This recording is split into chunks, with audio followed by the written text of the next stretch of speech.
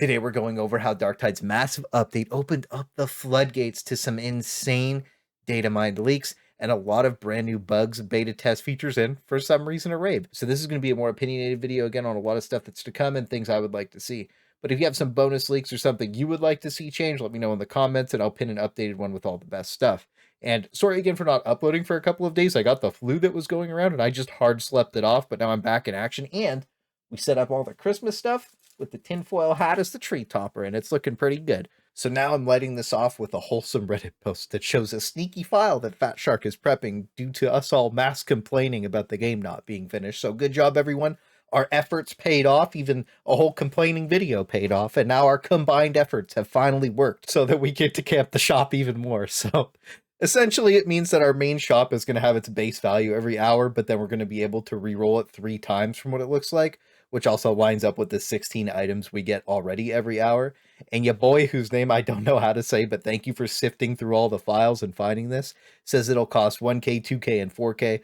And if you think about the average price of a weapon being 10 to 15K, it means that if you're actually playing and finishing 3 T3s in 1 hour, you'll get like 21,000 gold, which is enough to buy 1 decent item and re-roll the shop 3 times. And what's more important here is that it actually incentivizes farming T5 and pushing yourself to get better, because you get like 3 T3s worth of gold for doing 1 T5, and a lot of times if you get a good low intensity T5, you can finish it in 20 to 25 minutes with a solid group. But it also really depends on what missions are up, I guess, because sometimes there's only 1 T5 and it's endless hordes, and all the T3s are on bad maps with bad modifiers, so you can't actually finish 3 in 1 hour, but it does incentivize grinding more and actually getting more game time up, which is something we'll talk about a little later in the video as to what they're actually pushing. But I like the incentive to actually try harder stuff. Now the rest of the game just needs to be finished, so there's a reason to actually go do it. And as you know, if you've been watching, I've been trying to open the transparency up of all the hidden stats, values, and everything for all the weapons and builds, so that you could just make better decisions and have an easier time progressing towards farming tier 5s and just being a better player overall. I've personally been farming a ton of tier 5s, and like I said, I post them all on the alt channel, so you can see all my builds in full action with full random groups, so that you can see how powerful these builds and weapons can really be. And it really shows when you fight a horde of enemies that are meant for 4 people by yourself, and you end up coming out on top. That's really how I think you understand how strong a build and its limits are right now. Because if you're always playing in a group of friends with like scuffed weapons or like a bad feat build, you'll never be able to see your true strength, because your friends are going to be compensating or carrying for you. Or for instance, a Psyker pretending to do tier 5 and using 1 brain burst to kill the shieldy boy, like you get led to believe on the promos for the ultimate elite killer class. And finally, we locked in the perfect build to make Psyker relevant and let them do T5 with that support surge staff build. But Fat Shark liked that idea a little too much. They're like, they actually made it work. This is great. And then they turned it into a disco rave. And usually I wouldn't complain about something like that, but it even hurt my eyes. Like, I wasn't even using this weapon and I was on a blackout mission with it, and I couldn't stop getting distracted by this flickering light. I couldn't imagine actually being in a blackout mission playing with the Psyker Surge Staff right now. Like, it would actually blow my eyes up. I wouldn't be able to do it. I'd just get a headache and have to log out. So I really hope this gets updated with the next patch or reverted. It's something that they need to fix sooner or later. Because while having a rave in the Grimdark while slaying thousands of heretics sounds cool, and it is kind of cool, it really does actually just hurt your eyes. And just talking about mission modifiers, like, I think the Blackout mission is probably one of the coolest because it makes it feel like a horror game. But it's very weird that Dogs got a patch note update to not shoot into space anymore when they very clearly still do. It kind of pissed me off because I feel like I'm getting forced into live testing the beta test, or whatever we want to call Darktide at this point, the new thing. Like, I don't want to test out the new buggiest, most hated enemy on Darktide. We all already know the dogs are just badly coded and extremely desyncy, especially when you get into tier 5 endless, which is already insanely laggy. You really just have to accept your fate and get eaten for a second until your teammates knock it off of you, because where it actually is not where you see it. So that's how it goes. I would honestly just love to see the Hounds at this stage reverted to CBT, where they just worked a lot better on that build. They were more consistently counterable and didn't look like a liquid with legs just sprinting around everywhere at Mach 10. Like, they're already annoying to deal with, but knocking your whole team back like an insane degree if they're too close for it to just jump on you seems like a little bit too much for just one mob to have. And it's okay when you can like push, stagger, or dodge them, but a lot of the time it just desyncs through that and hits you anyways. And it's really those moments where they teleport all over the place that it's a problem. And I know some Discord moderators will pop in and tell me, just get better, you can push them, whatever. I just want the dog to work like it's supposed to, or work like it should, or work like it did in CBT in the past where it was just fine and nobody had any problems with it. And I want more fun focused modifiers in the game. Like dogs is toxic and not fun, but imagine it was like endless zombies where they looked like this, like a slime jumping in a horde through things like some World War Z shit. It would just be more fun to drain your ammo out and force you to bring stuff to counter endless hordes. And if endless zombies was just too easy, you could combo with like extra plague ogrins or beasts of Nurgle, just something cool, like fun and interesting to make like memorable moments on the game so people remember cool things and want to come back. The game will just be better overall that way. And currently there is a horrendous bug in the game, and they removed the ability to actually see it for some toxic reason, but you can queue up for a mission and get a special condition without actually queuing for a mission with a special condition. You know, you used to just be able to hold tab and see if your lobby was bugged, so you could just leave and waste your time. But now you can only tell if you've played a ton of games. So, for instance, if you're doing a tier 4 and a ton of elites and hordes spawn before you even get to start the console event, you can kind of tell that something's wrong because that doesn't even happen in T5.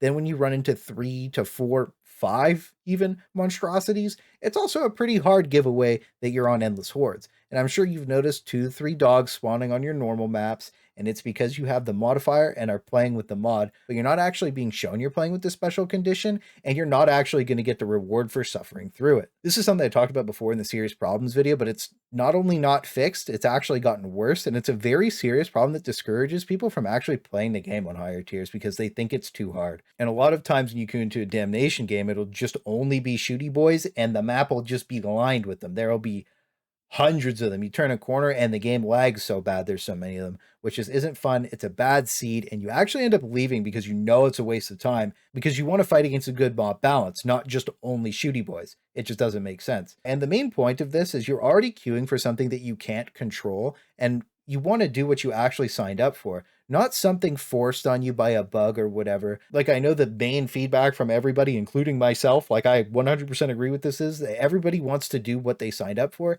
and everybody wants to have more options just to be able to choose what they actually want to do when they go play, because it'll just make us all play a lot more. And another big problem that makes people not want to play is the shooty boys, for some reason, have a smaller radius for being forced into melee combat now, which is just insanely toxic. And I went and played one of each tier just to see like who would be able to notice. And on T1 to 3, they really don't even do damage, so you would never know or care. But when you get into T4, you start taking pretty big chip damage, and on T5, when 10 shooty boys just pop their burst into you, a lot of the time you just lose a ton of HP for no reason. This really needs to get reverted to the way it was before because it promotes toxic gameplay and it just isn't fun. And for a game with no ranked leaderboard, no scoreboard, or even a personal scoreboard to see how you personally did, there's no reason for things to be so hardcore or anti-fun, and it's a serious problem that exists now that didn't exist as heavily last patch. Before, they would only shoot a couple shots into you. Now it's just they dump a whole clip and there's just nothing you can do about it, and you lose a bunch of your HP. On top of that, when you have your back turned to mobs now, they have an insane extra amount of distance that they can hit you from. So this clip right here is me getting punched in the back by a bunch of things that aren't actually close enough to melee me, and it rips my entire HP bar off, which doesn't make sense and is just extremely bad and poorly coded gameplay. And it's something that really needs to get addressed because there's no reason that I should be getting hit in the back this far away when the mobs aren't even in range to be able to attack me. So anyone trying to progress into T5 and get better at the game to do the hardest difficulties are really just dealing with annoying mechanics now, which is not the way it should be. It should be challenging and push you to your limit and make you play perfectly in those high intensity moments, not just punish you for existing. And the main thing is people want to push T5s, but it's getting glorified as this insanely hard, buggy mess. And it's kind of true. That's exactly what it is. T3 seems to be the most balanced, and that's what the majority of people are playing because it's fairly easy and you can grind it and farm it and not really have any complaints. There's no real issues in T3. The real issues start when you start playing on those tier 4s, endless hordes, and then T5s when it's just insanely difficult, especially when the lobby's bugged out or one person's not pulling their weight. And the reality is T5 actually gets pretty easy if you have a good team with solid builds and strong weapons.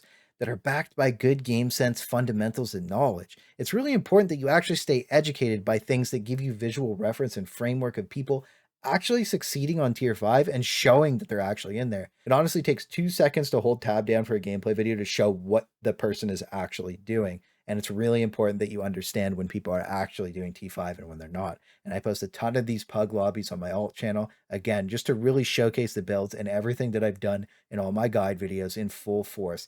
That way you can rest assured that you're always getting the best information from a no-life sweatlord. And you shouldn't be getting told that Brain Burst is a relevant skill on T5 because any good psychers that have been playing the higher difficulties understand that Brain Burst is extremely mediocre and it's only usable in certain situations. So honestly, I hope a lot of the changes I mentioned do actually make it into the game next patch and fix it because it will make the game exponentially more fun. And I do think the shop leak will actually make it in because it promotes player retention and playtime, which is what Tencent is all about and currently what Fat Shark is all about. Now, Darktide is a game that disrespects your time really heavily right now just by limiting choice and forcing you to log in every hour to check your shop to the point where it's one of the most played games on Steam hour-wise, and this doesn't even show Game Pass. So if you were wondering why change took so long, it's because metrically these hours really do look amazing, and they outperform some insane games. But very obviously these hours are starting to dip really heavily on their end because prioritizing metrics over people ended up burning all the good faith and trust Fat Shark's community had in them. Like, nobody would have cared about a cash shop if they were more transparent about things like the game not being finished. Instead, they're just staying quiet about a lot of the problems with the game and letting data miners figure out what's to come. It's overall just a really bad look, in my opinion, but I'm still addicted to this game, and even though it's broken and unfinished, I'm going to keep playing it pretty much no matter what until at least Space Marine 2 comes out. Nothing will survive our wrath.